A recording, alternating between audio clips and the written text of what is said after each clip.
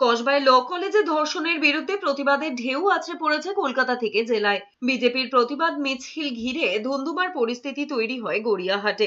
মিছিল শুরুর আগেই আটকে দেয় পুলিশ। বিজেপি কর্মীরা ব্যারিকেড ভাঙতেই অ্যাকশনে নামে বিশাল পুলিশ বাহিনী। গড়িয়াহাট যাওয়ার আগেই বিজেপির রাজ্য সভাপতি সুকান্ত মজুমদারকে আটক করে প্রিজন ভ্যানে তোলে পুলিশ। বিজেপির ধরপাকড়ে কার্যত অবরুদ্ধ হয়ে পড়ে গড়িয়াহাট মোড়। এরপরেই বিক্ষোভের আঁচ ছড়ায় লেকটাউনে। সেখানে রাস্তায় টায়ার জ্বালিয়ে বিক্ষোভ দেখায় বিজেপি কর্মীরা।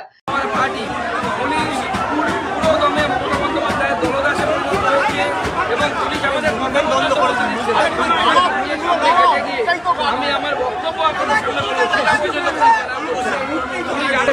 কর্মী সমর্থকদেরকে হ্যারাস করা হয়েছে একটি গণতান্ত্রিক পদ্ধতিতে শান্তিপূর্ণ পর্যন্ত অ্যালাউ করতে।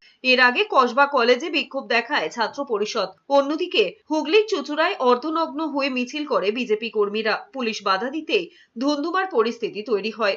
পুলিশের সঙ্গে বিজেপি কর্মীদের ধস্তাধস্তি বেঁধে যায়। আইনের ছাত্রীকে ধর্ষণের অভিযোগে দুর্গাপুরে পথে নামে কংগ্রেস। দুর্গাপুরের কোকোভেন থানার সামনে পথ অবরোধ করে বিক্ষোভ দেখায় বিজেপি কর্মী সমর্থকরা।